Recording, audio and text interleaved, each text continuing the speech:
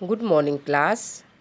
मैं आशा करती हूँ कि सभी बच्चे स्वस्थ होंगे। तो आइए बच्चों, हम लोग पढ़ने के लिए शुरू करेंगे। तो सभी बच्चे अपना हिंदी बुक निकालेंगे और पेज नंबर 58 खोलेंगे।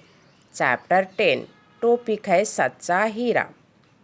कल हम लोगों ने सच्चा हीरा की कहानी सुनी। आप लोगों को बहुत ही पसंद आया होगा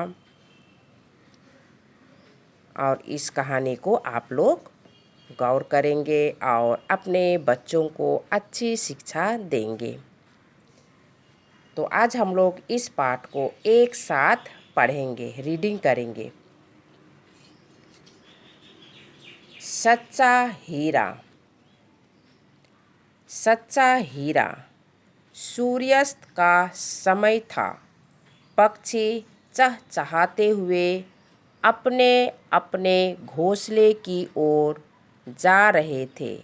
गांव की कुछ स्त्रियां पानी भरने के लिए घड़े लेकर कुएं की ओर जा रही थी। पानी भरकर कुछ स्त्रियां तो अपने घरों को लौट गईं, परंतु उनमें से 4 कुएं की पक्की जगत पर बैठकर आपस में अपनी अपनी बातें करने लगीं। बातचीत करते करते बात बेटों पर आ पहुंची।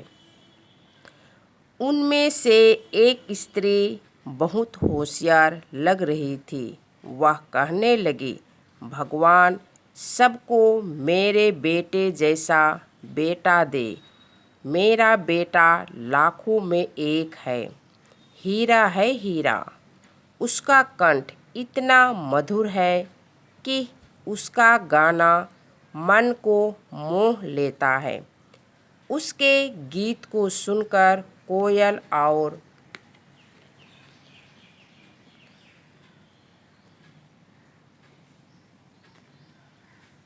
और मैना भी मुग्ध हो जाती हैं।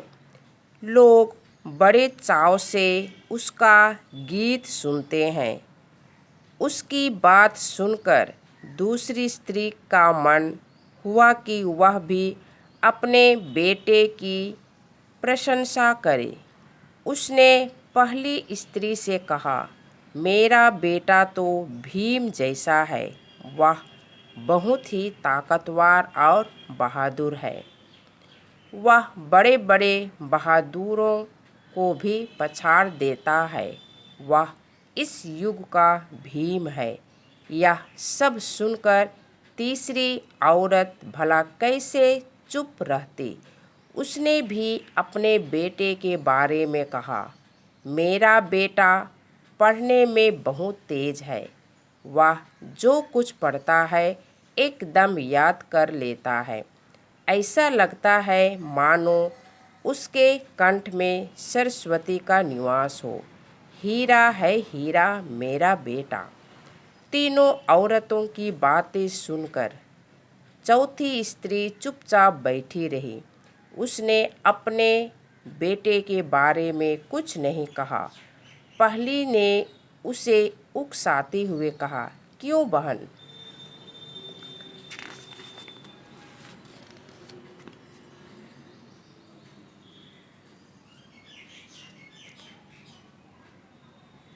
तुम क्यों चुप हो?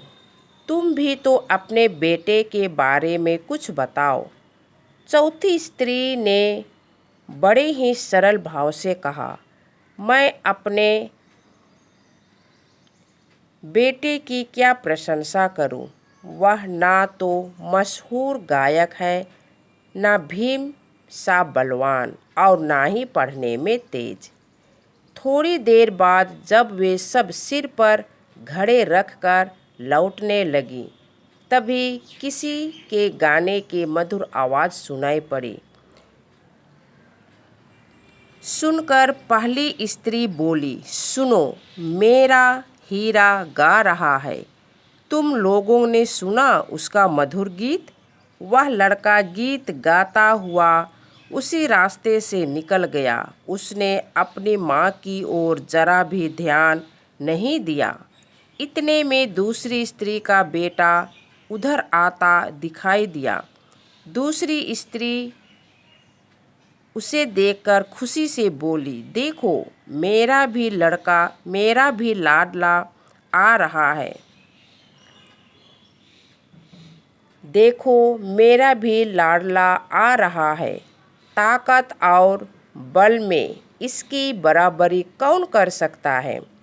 उसने इतना ही कहा कि उसका बेटा भी उसकी ओर बिना ध्यान दिए वहाँ से निकल गया। वे कुछ आगे बढ़ीं तो एकाएक तीसरी स्त्री का बेटा उधर से कुछ श्लोकों का पाठ करता हुआ निकला। उसके उच्चारण से ऐसा लग रहा था मानो उसके कंठ में साक्षात सरस्वती का निवास हो। तीसरी स्त्री ने गर्व से कहा, देखो यही है मेरा असली हीरा। इसके ऊपर गुरु की कृपा है, सरस्वती का निवास है। परंतु उसके बेटे ने भी माँ की ओर देखकर अनदेखा कर दिया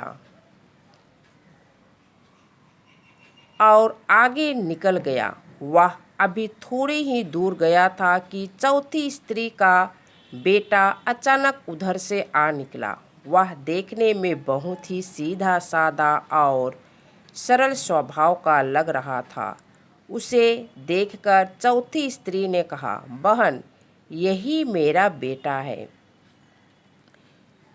चौथी स्त्री उसके बारे में बता रही थी कि तभी उसका बेटा उसके पास पहुंचा। वह अपनी माँ को देखकर रुक गया और बोला, माँ घड़ा दो, मैं तुम्हारा घड़ा घर तक पहुंचा दूँ। स्त्री के मना करने पर भी उसने माँ के सिर से पानी का भरा घड़ा उतारकर अपने सिर पर रख लिया और घर की ओर चल पड़ा। उसकी माँ उसके पीछे पीछे मुस्कुराते हुए चल दी। तीनों औरतें बड़े ही आश्चर्य से चौथी स्त्री के बेटे को देखती रह गई। एक वृद्धा जो बहुत देर से इन औरतों के पीछे चलती हुई इतनी बातें सुन रही थी, उनके पास आकर बोली, देखती क्या हो, यही सच्चा हीरा है और गुणों की खान। तो सभी बच्चे अपने घर पर इस सच्चा हीरा पाठ को अच्छी तरह से पढ़ेंगे। धन्यवाद।